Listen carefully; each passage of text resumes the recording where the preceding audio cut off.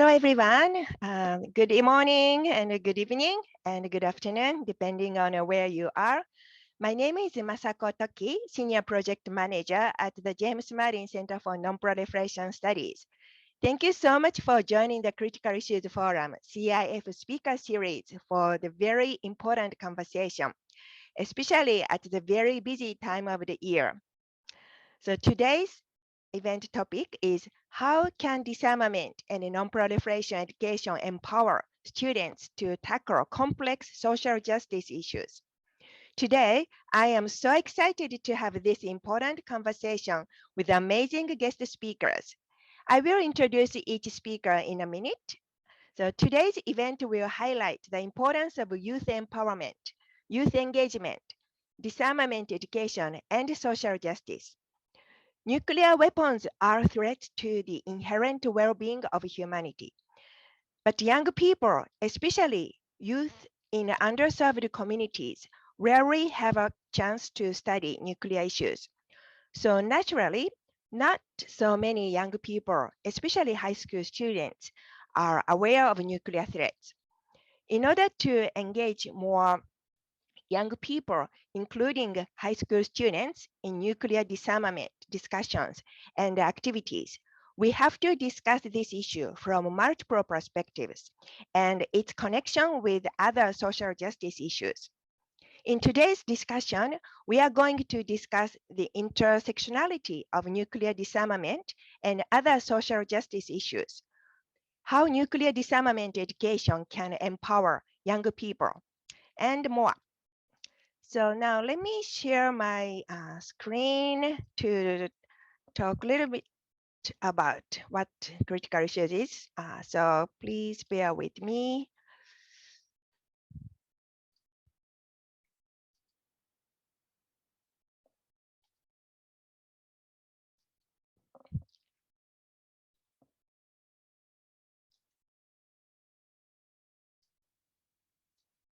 Okay, so before we start panel discussion, let me briefly talk about Critical Issues Forum for those who are not so familiar about CIF. So CIF project promotes disarmament and non-proliferation education for high school students around the world. CIF project goals include to help students appreciate different national and cultural perspectives on complex international security issues and contribute to international peace and security, disarmament and non-proliferation, and other social justice endeavors while developing their critical thinking and intercultural communication skills. Originally, the CIF project used to engage US and Russian schools, including schools from Russia's closed nuclear cities. Since 2013, we have been engaging schools from Japan, including Hiroshima and Nagasaki. We are engaging diverse groups of students. Since spring 2020, we have been conducting all the project activities remotely due to the pandemic. The speaker series is a creative and innovative product of the remote work during the pandemic with an aim to reach out to a wider audience online to promote disarmament and non-proliferation education. We are actively engaging young people with various backgrounds and perspectives in the events, both as speakers and participants. In normal years, the CIF project conducts an in-person student conference in Monterey, California, where our school is located. In the past, we also had a conference in Hiroshima and Nagasaki in Japan and Vienna, Austria. Student representatives from each CIF high school present their semester-long studies at the spring conference. We also invite amazing guest speakers for the student conference who are passionate about youth engagement, such as Dr. William Perry, former US Secretary of Defense, and Dr. Lassina Zerbo, former Executive Secretary of the Comprehensive Nuclear Test Ban Treaty Organization. Each year, we select a timely topic related to nuclear disarmament. Disarmament and non-proliferation education requires an interdisciplinary approach. Therefore, we encourage teachers and students to conduct research and gather information and data from the 4 domains the CIF project is using. These are scientific, environmental, economic, political, geopolitical, and the social and cultural domains. We are also enhancing our efforts to discuss the intersectionality between nuclear disarmament and other social justice issues. Finding intersectionality with other social justice issues is one way to bring more young voices to the disarmament and the non-proliferation field. As the United Nations Secretary General Antonio Guterres states, more education and training opportunities should be established in order to empower young people to be a force for this change and disarmament. If you are high school teachers or students and interested in learning more about the Critical Issues Forum or are interested in joining the program, please reach out to me. You can find the information about the CIF on our website, and please follow us on the social media, especially the Instagram, as we are actively posting educational information. Finally, CIF activities cannot be possible without generous support from our donors and friends. I would like to express our sincere appreciation to the funders and the supporters of the CIF project, the Tom and Sarah Pattison Fund, Saga Foundation, Mr. Greg Warport, and many generous private donors. Thank you so much for your continuing support. And thank you very much for your attention.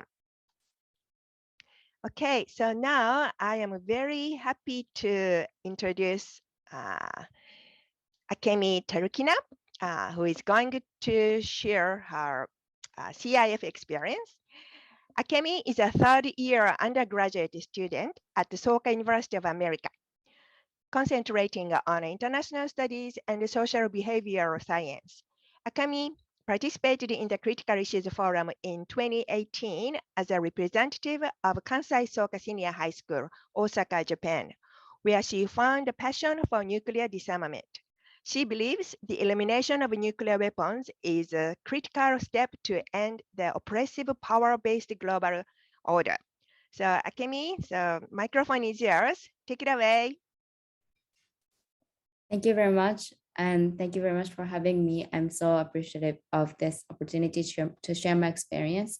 So today I would like to share my experience in CIF activity that I joined in 2018. I was born and grew up in Japan and went to a high school that puts a strong emphasis on fostering global citizens. Therefore, naturally, many students in my high school were interested in Critical Issues Forum project that promotes nuclear disarmament education. I was so happy to be selected as one of 2 representatives from my high school to participate in the Students' Conference in Monterey in 2018. The preparation of the CIF conference gave me a new learning experience because the learning started from my own questions, not the questions that my teachers gave. Unlike the regular classes where teachers gave lectures, we chose the topic by ourselves and formed research questions. Teachers supported us a lot by listening to our questions and ideas. I had many questions, but the biggest question was, can nuclear weapons really protect us? Looking back, these questions allowed me to expand my knowledge and understanding of nuclear politics and security issues. What I was dealing with through the CIF project was something that I learned in the international relations class in the college, and I was sometimes amazed that high school students tackled these complex issues. Today, I would like to share 2 things that I learned through the CIF program. One thing is the power of dealing with questions that emerge from ourselves. The nuclear disarmament issue is very difficult. However, I think our role as students is to throw questions to society. Sometimes it is difficult because it is difficult to identify what we don't know. And sometimes I'm afraid to share my questions with others because I don't want to seem unintelligent. But questions drives us to learn more, develop critical thinking skills, and questions themselves are expressions of our unique perspective. The second thing that is that the importance of having a big purpose on why we are doing what we are doing. I had many reasons why I joined the CF program, but in deeper level, I was passionate about the nuclear disarmament because the inspiration from my high school's motto, don't build your happiness upon others' misfortune. My big dream or hope was to create a society where we don't build our happiness upon others' misfortune.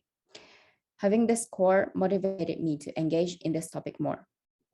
These two things, to have questions and to have a big purpose, is something that I'm always reminding myself to do. I hope my experience or perspective resonate with you or give some inspiration moving forward. Finally, I would like to share that I'm happy to tell that I'm still active in nuclear disarmament field and social justice based on my experience in CIF. Now I'm doing a youth coordinator at a youth advocacy group called Reverse the Trend. And I would like to end my talk with a promotion of the event that we are holding next week. This online event is titled Tackling the Twin Existential Threat. This event will look at relationships between the nuclear disarmament activism and climate justice across Asia, as well as the significance of the treaty on the prohibition of nuclear weapons. I will put the flyer and registration link in the group chat. Thank you, Erin. And I hope you can join this event. Again, thank you very much for having me, and I'm wishing for the success of this year's CIF program. Thank you. Thank you so much, Akemi, for very inspiring experience. Thank you so much. So now we are going to move to the panel discussion. And I'm going to introduce each panel first. And we are supposed to have 3 panelists, and it looks like one of the panelists is having some technical problems. So let's see how it goes. So let me first introduce the panelists who are currently here. Mr. Andrew King and Reina Rogers. So if you could spotlight these 2 people first. So let me first introduce Andrew King. Andrew King has been a teacher leader with the Critical Issues Forum for well over 10 years. So this means Andrew and I have been working for the CI for over 10 years. So we have become really good friends. He's worked to increase access and representation of young people of color in global issues, especially in nuclear disarmament. He has proudly taken students to Japan, South Korea, and Austria to present the voice of youth and underrepresented people of color before the United Nations Office for Disarmament Affairs, the Comprehensive Nuclear Test Ban Treaty Organization, and the International Atomic Energy Agency. Andrew and his students also co-founded Nuclear Free Schools, an initiative to spread nuclear disarmament among young people.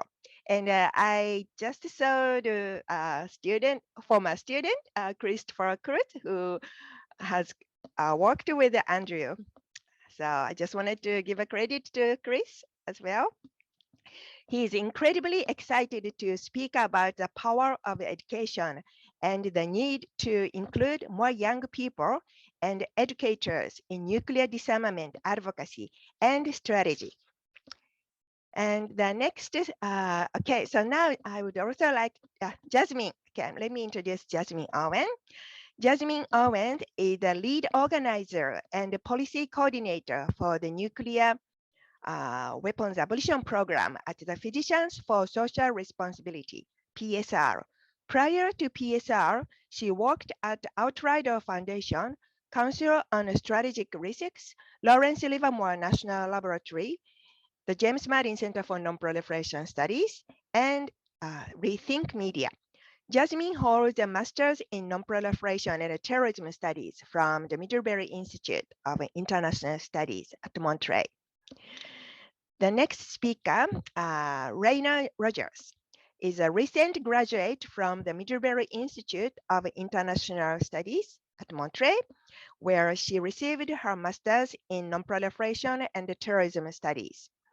During her time at MIIS, She worked as a graduate research assistant at CNS, using open source tools to understand technological advancement of a country's nuclear weapons programs.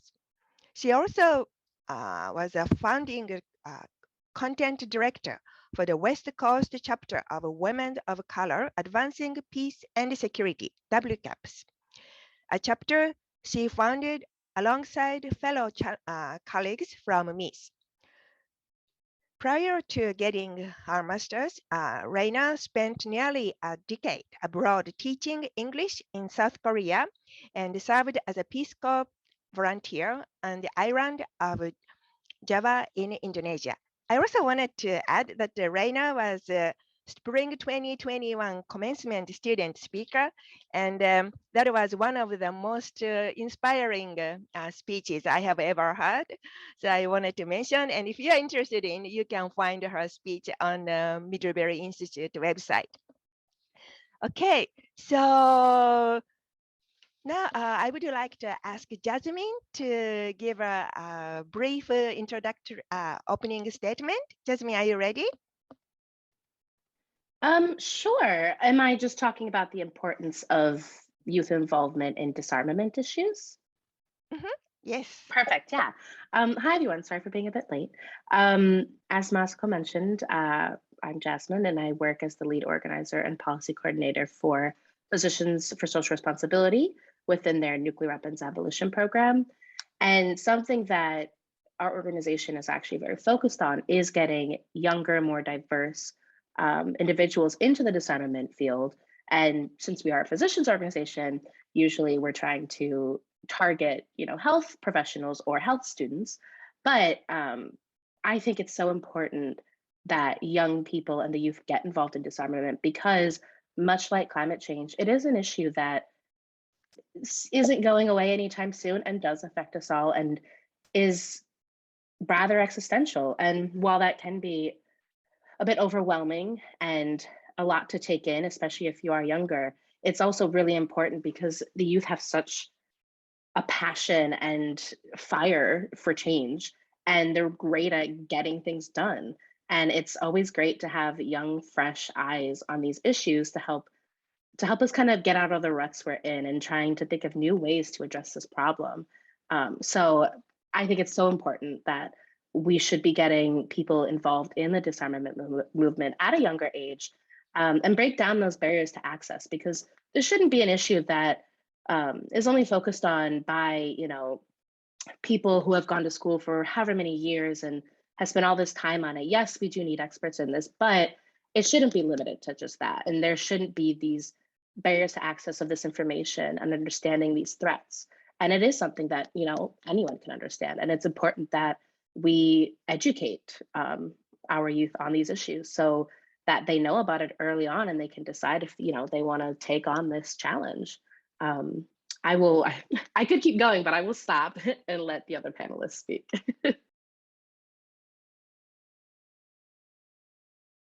Okay, thank you so much, Jasmine. So now is Reina here? I know she has to, okay.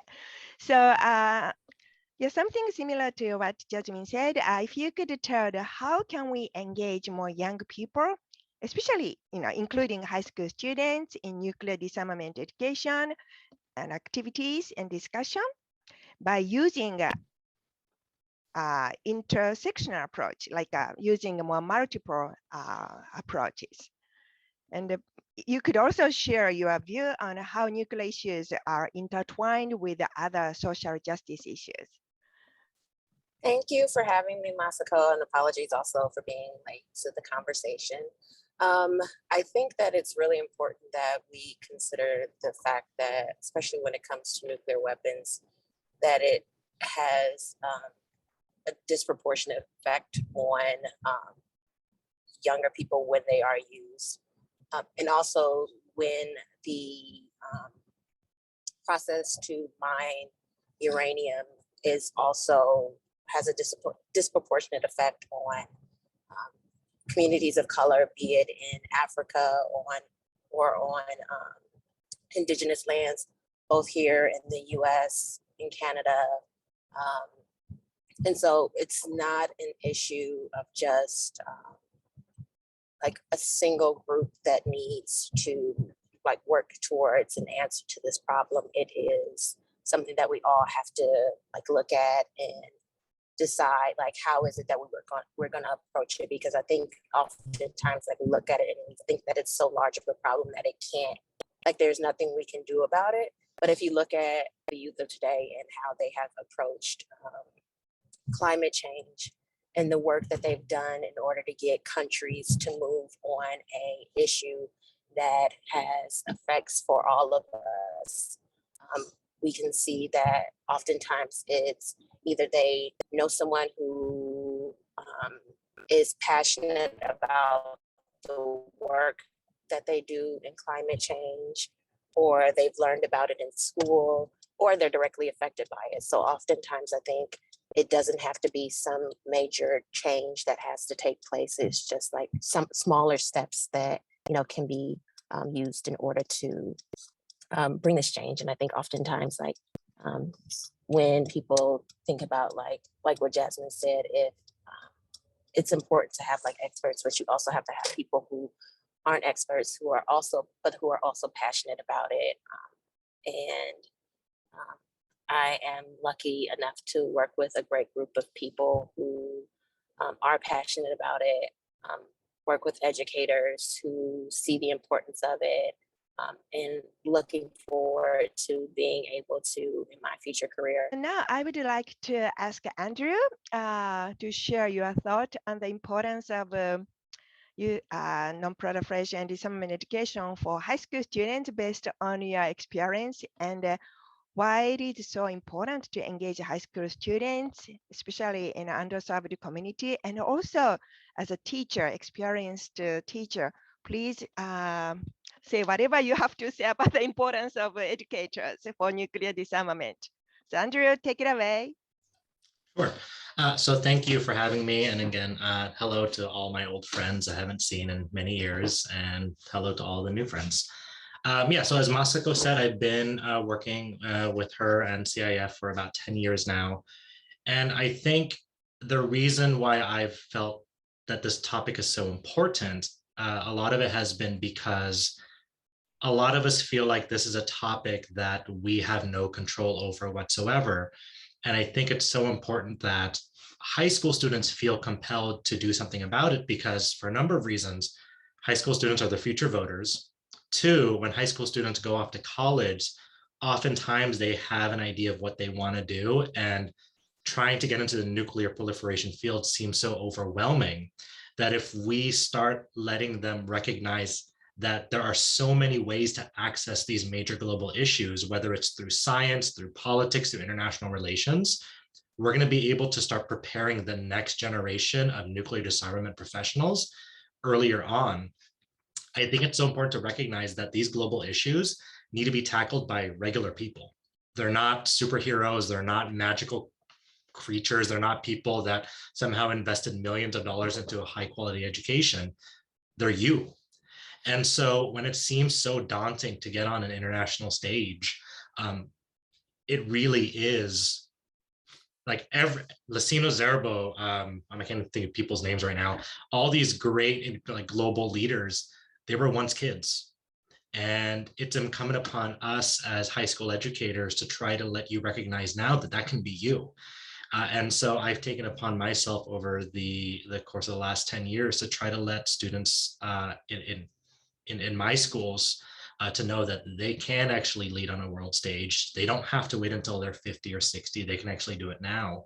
And so when I look at the teachers in the room today, I think it's also important to recognize that you know, the world is looking for new leaders. The world is looking for the young people to have an opinion. And so giving our students an opportunity to show that they care is really important. Because the truth is, world leaders are looking, I mean, in the world of politics, are looking for votes.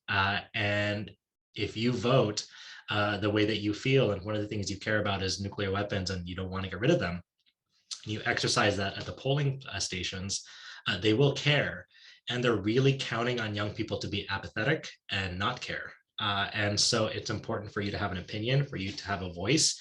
And whether the things that you care about are homelessness or how we spend our military money or nuclear weapons, I think it's really important that you voice how you vote, why you vote.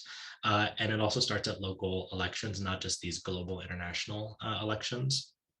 I think lastly, I know Reina and Jasmine touched on this a little bit, but this is very much a social justice issue for the people that we serve and work with, whether it's people of color, whether it's, like middle and lower classes. This is money being taken from education. This is money being taken from social services. This is money being taken from homelessness issues. This is money being taken from healthcare.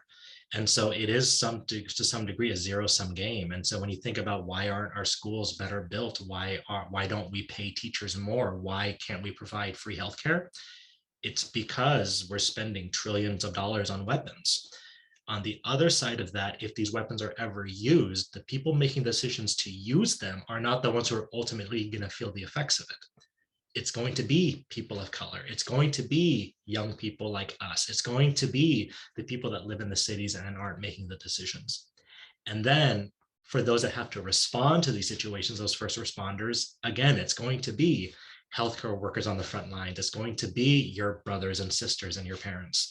And so it's a very important issue. And the only way for us to really do something about it is to ensure that not just our generation, but your generation are the ones, carrying the cause beyond, the current disarmament leaders, because they're going to retire, they're going to pass on, and the issue is going to fade away and become the status quo unless people continue the fight. So it's incumbent upon us as leaders and educators to do something about it. And it's incumbent upon the young people in the room today to continue saying that this matters.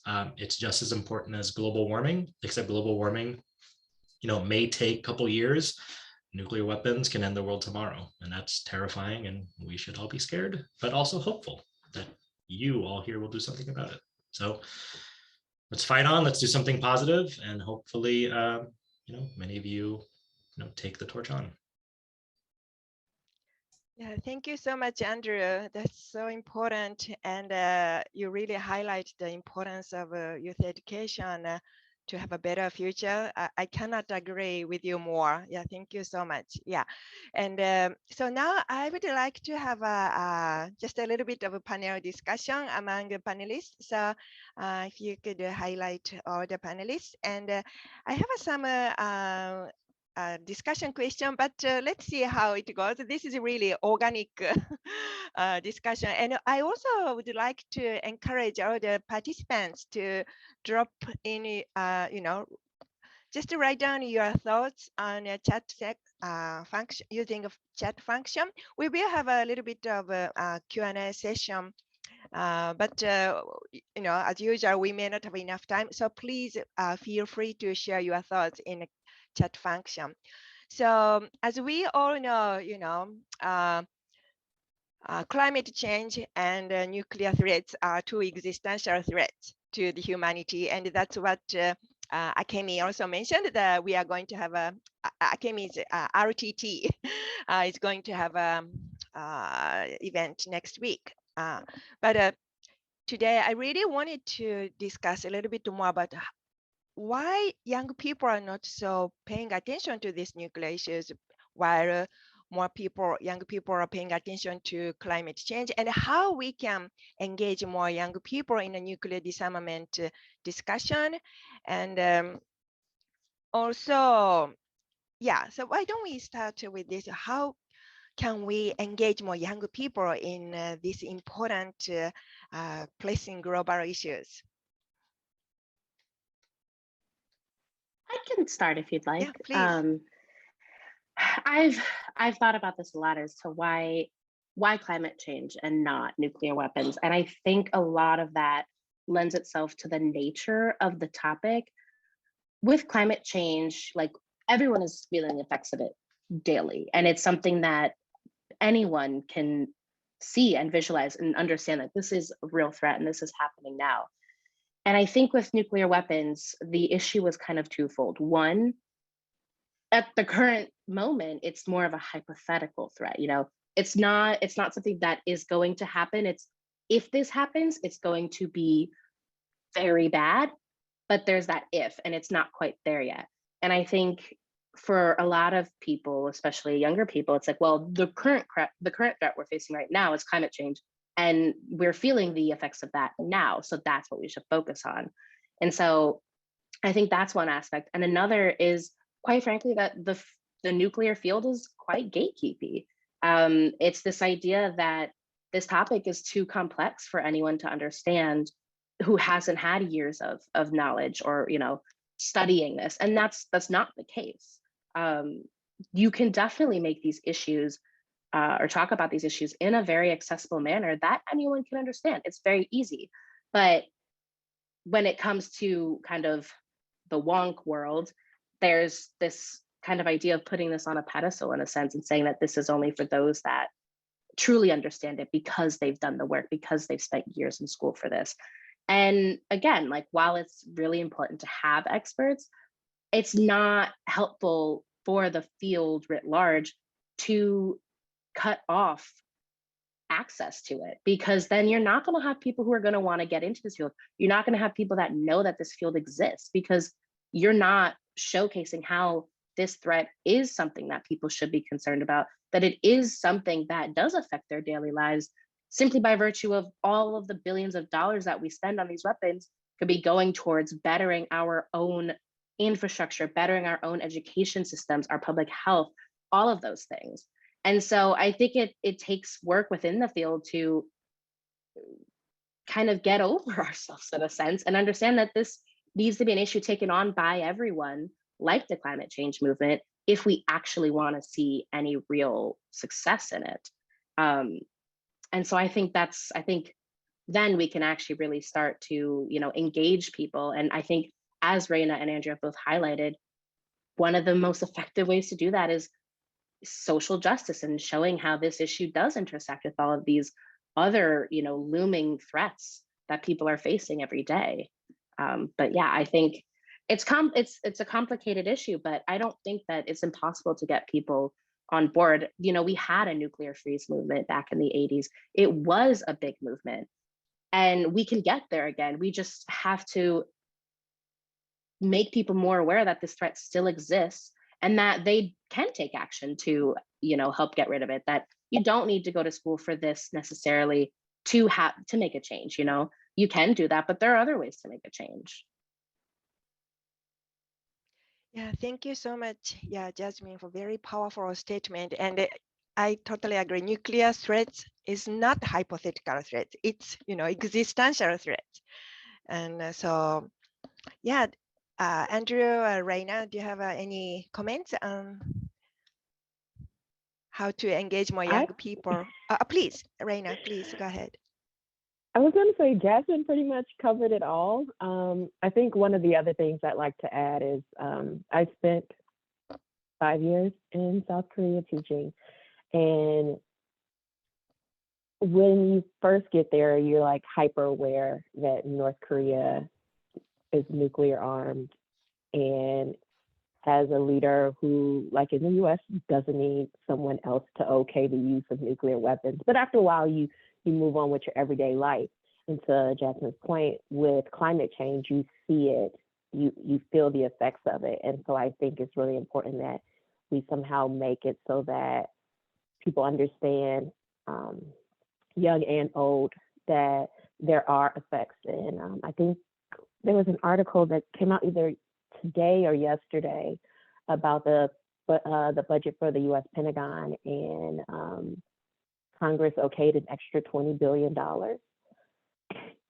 above what was asked for.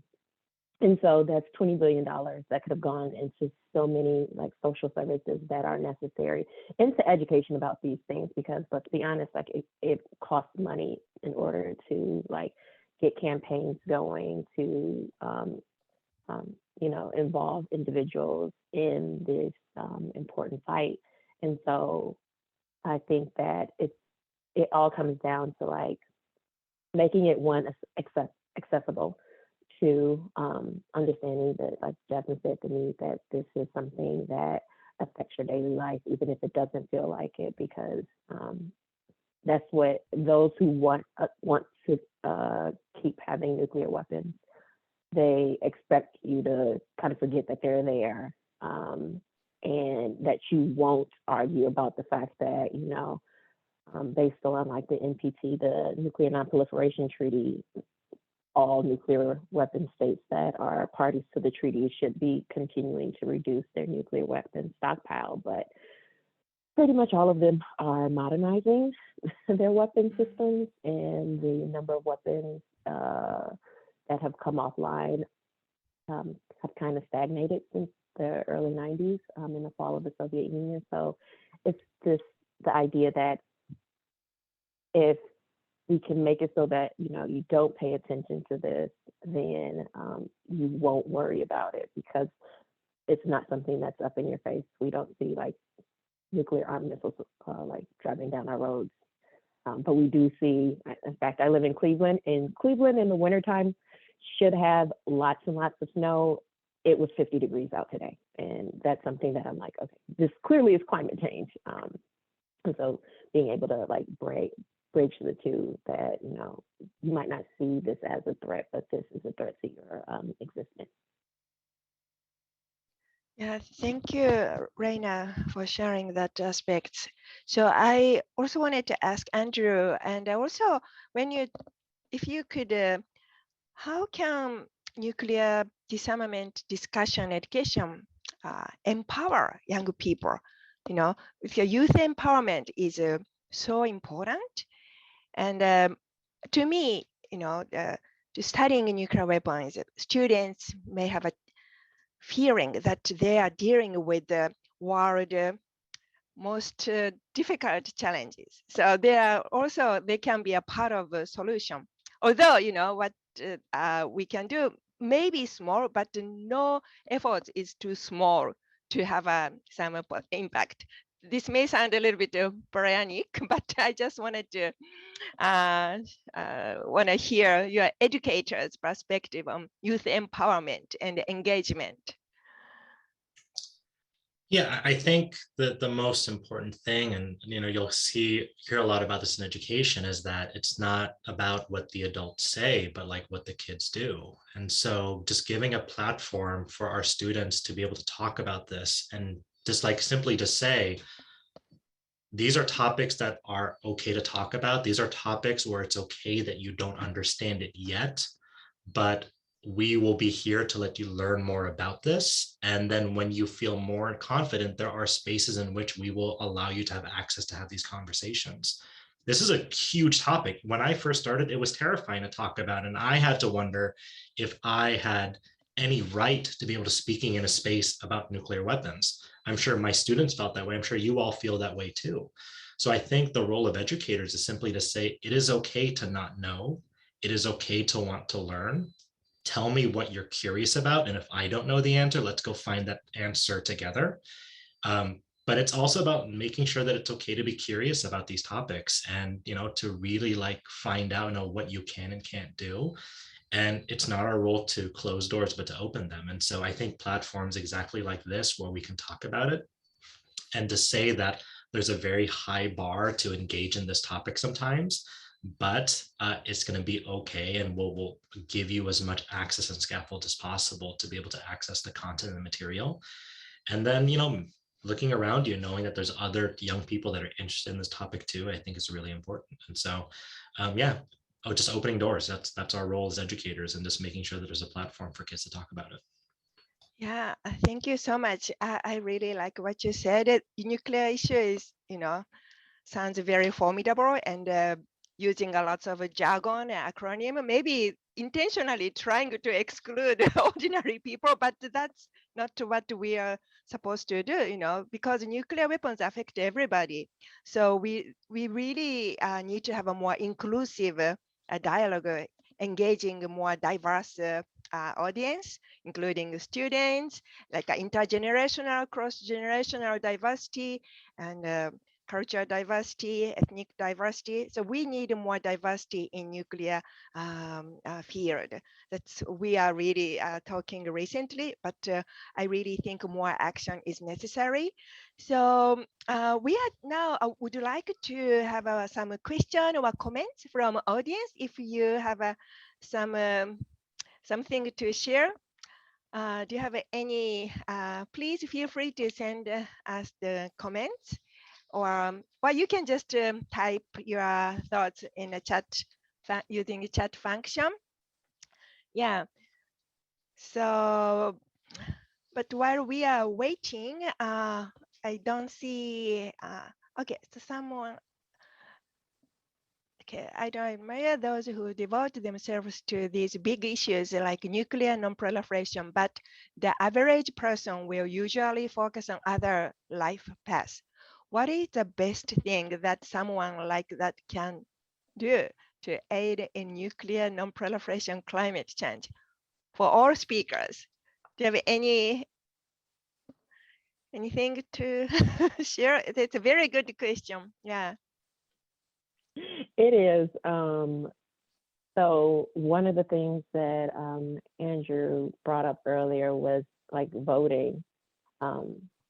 Oftentimes, like we think that, okay, I don't have the energy. And let's be honest, these past 2 years have been hard on everyone.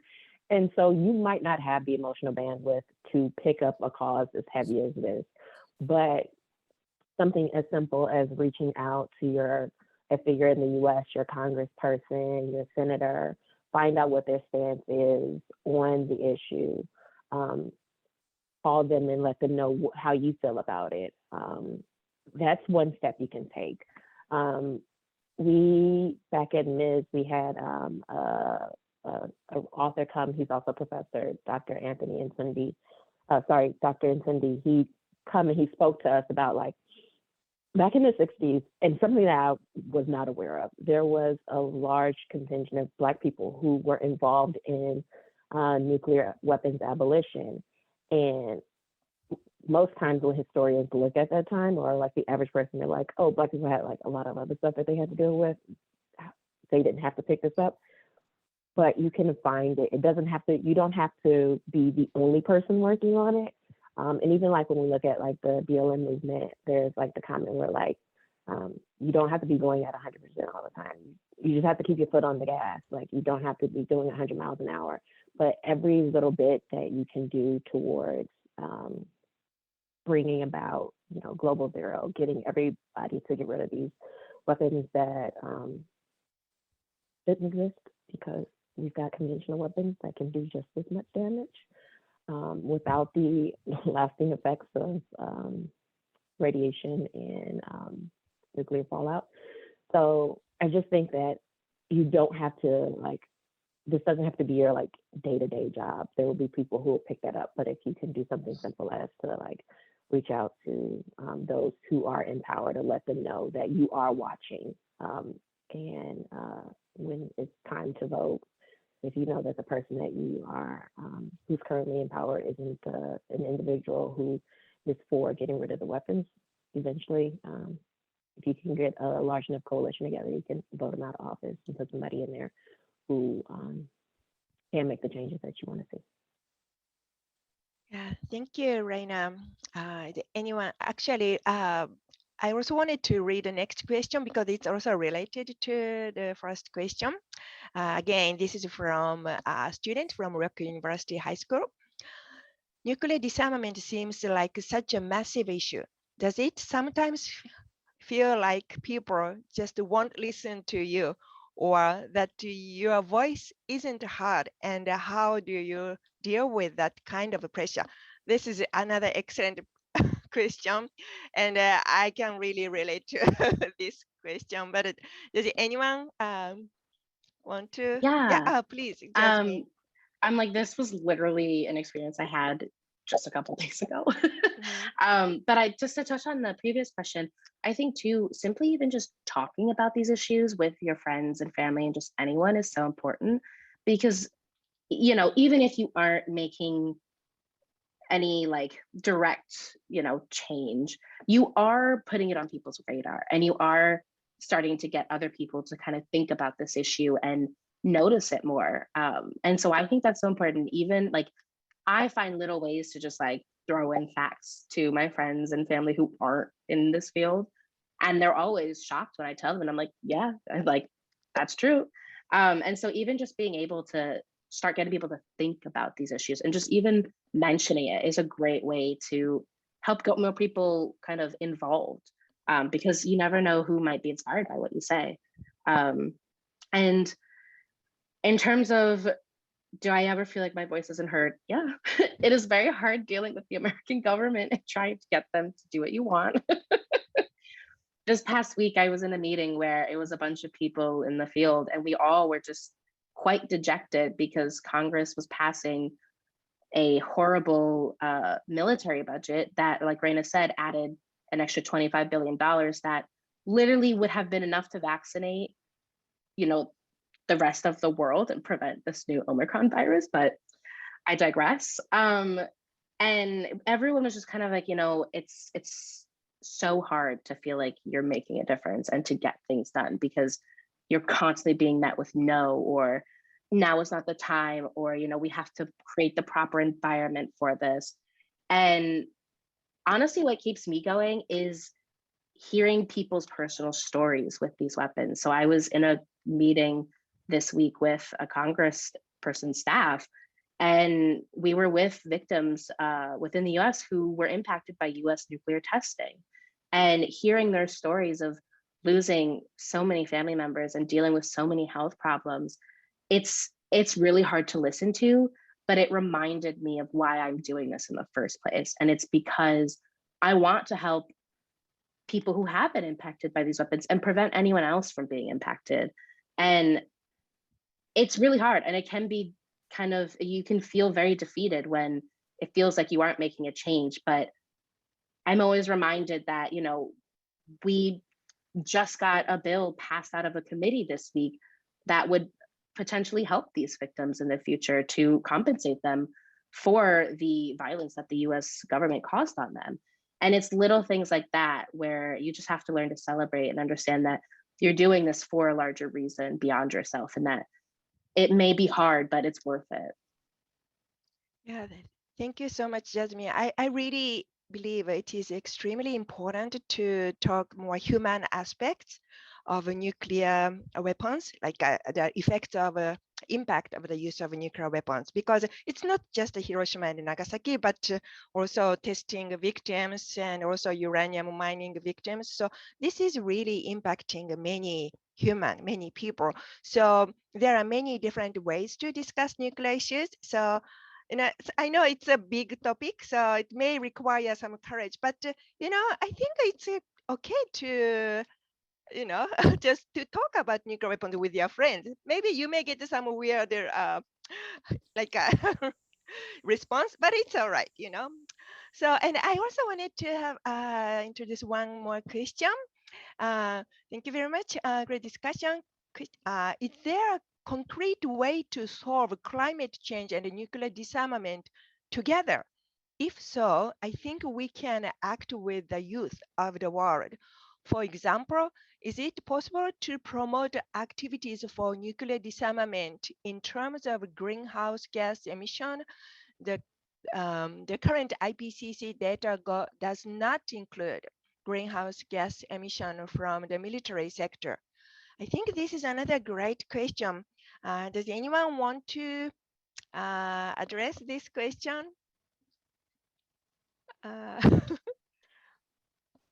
I will if no one else wants to speak. Yeah, I think CSR has some both projects, climate change and nuclear project. So yeah, these are two issues very near and dear to PSR's heart. And as we've been talking about, PSR has started this new campaign, Demand Access, and it centers on the idea that for as long as we fund violence to keep the peace, our access to healthy bodies, minds, environments will always be denied.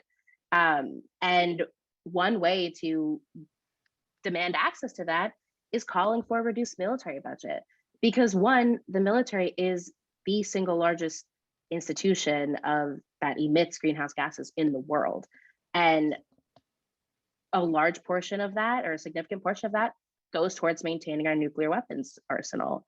And you can make a great case to reduce the military budget and instead use those billions of dollars towards solving climate change issues or just trying to mitigate the effects of climate change.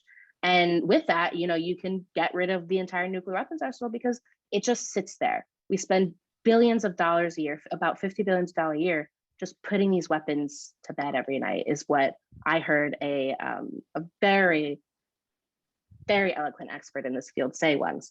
And it's so true. And instead, we could be using that money to solve real problems like climate change. And so I think that is a great kind of access point to fight against this issue, is like, this money is being used, it's mismanaged priorities is what it is. We need to be using this money that is going towards weapons we're not even using, and that could literally end civilization as we know it, which then what's the purpose? And instead, we're not addressing real issues that are growing every day. And so I think there is ways to link these two issues together. And when you make that connection, it's how you can also get more people involved in this movement. Great. Yeah, thank you so much. So now I would like to move to the breakout session, because we have a lots of great questions, and it's always good to have some small group discussion. So I think in one group there will be 5 or 6 people. And first, please just introduce yourself, and maybe you could share your thoughts on nuclear disarmament or education or even climate change. And then maybe you could just share your takeaway from this panel discussion. And if we have a time, please come up with one action item and you may want to take for disarmament education after this event. So I think we are going to have about 15 minutes. So I'm going to stop recording. So please, Irene, could you please create breakout rooms, please? I'm back. I hope you had a nice breakout session. I know it's always short, but I hope you really had some active, engaging discussion. So now we are coming to the end of today's speaker series. So before we end the event, I would like to ask the panelists again to share like closing remarks, the very short closing remarks. Shall we start with Reina? Would you like to start for the closing remarks? Sure. I just want to say I had a great time in my breakout session. I had a great time on this panel. Thank you, Masako, for thinking of me. I do want to say, though, that one of the things that I found interesting with the women who are in my breakout room is when I asked them, like, how did you get involved in this topic? It was something simple, like Masako and Sarah Biggood went and talked to Mercy.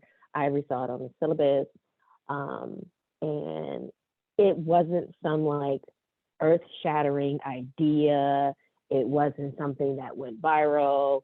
It was, like Jasmine said, like just having a conversation.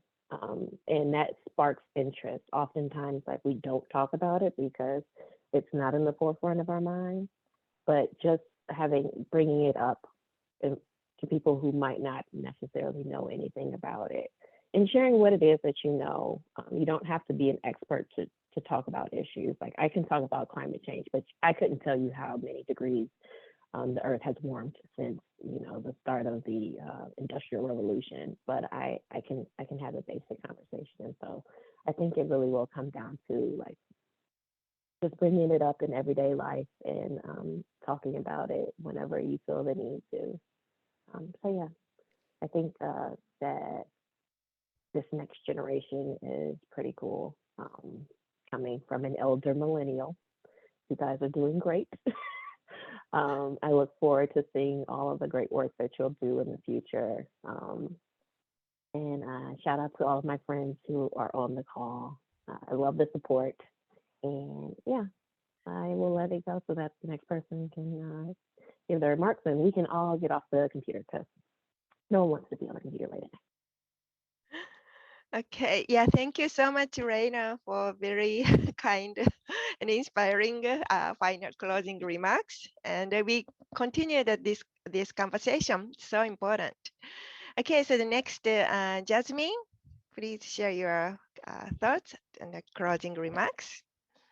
Yeah, I mean, I also wanted to thank you, Masco, for letting me come and speak, because this is an issue near and dear to my heart. And I think it's so important to, educate the public on this issue and get more people, especially young people, involved. And something that was touched upon in my breakout room was the fact that this field and this topic can be really daunting, not just because of the content itself, but also because it is a field that's largely dominated by old white men, to be quite frank. And my answer to that is, don't let that deter you. This field needs young people. This field needs young, diverse, fresh voices who can offer new solutions, because what we've been doing has not been working. And don't let these, established folks prevent you from exploring something that you're interested in and that you think is important and to focus on, because that's what they want. And so, yeah, anytime that you're feeling doubt or intimidated by this, just listen to me and say that doesn't matter, because you are needed and your voice matters. And we're so excited for fresh voices in this field. So yeah, you are all welcome and you are all wanted. Yeah, thank you so much, Jasmine. And I also wanted to highlight my colleague Nomsa also desperately needs young, innovative, creative people. Yeah, I cannot agree with you more. Okay, so Andrew, your final thoughts? Yeah, I mean, it was really, really lovely to hear what Reina was saying about how people learn about this, right? It's not one huge, well-produced YouTube video that gets people to come to these types of meetings. It really is just like who you know. So I think I really want to end with is the idea that absolutely, like, this field needs, innovative, creative people. I agree with that statement.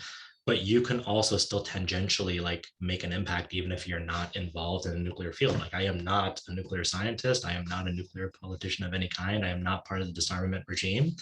And yet I'm hoping that as I work with young people in the world, that their voices are being heard, even if they're not in the regime, and that's okay.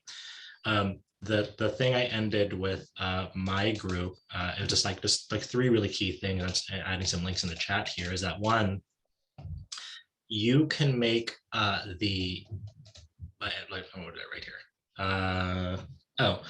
think it's really important to just be equipped with knowledge. And really what I mean by that is when people feel like this topic is not important or that doesn't impact them locally, just share with them this link if you're in the United States and just say, oh, cool, you care about nuclear weapons? Do you care about homelessness?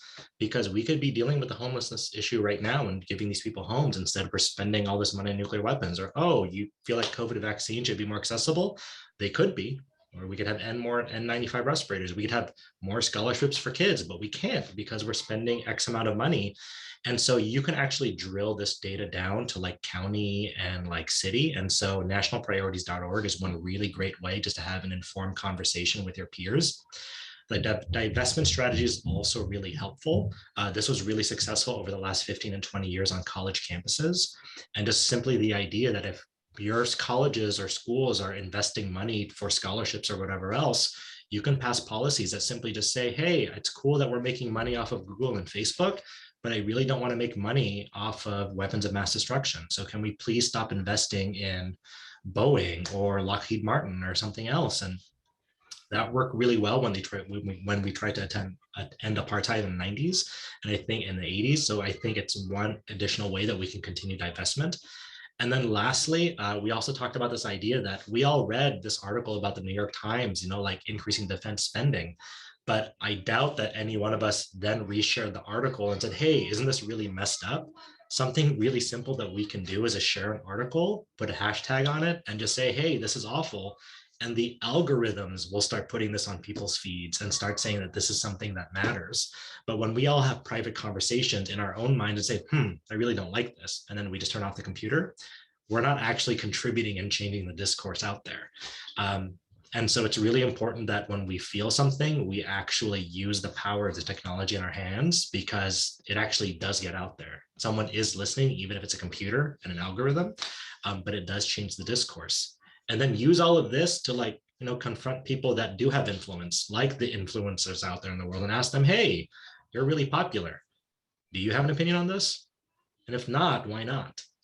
And put them on blast, because they have a responsibility too to, like, influence the discourse more than we do right now. So yeah, you're just one person, but you're one person that can have monumental impact. It's exciting to see a lot of young people on this call today, and I know we can all do something.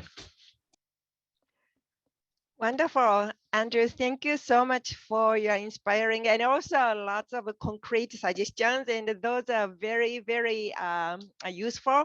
And now I really would like to thank you, everybody, each one of the panelists, and also Akemi, the CIF alumni, and also all of you who participated in this important discussion at the very, very busy time of the year. So I really, really like to thank you, each one of you.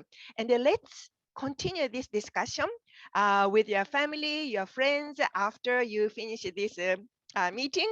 You don't need to do that immediately after this meeting. You need to take a break.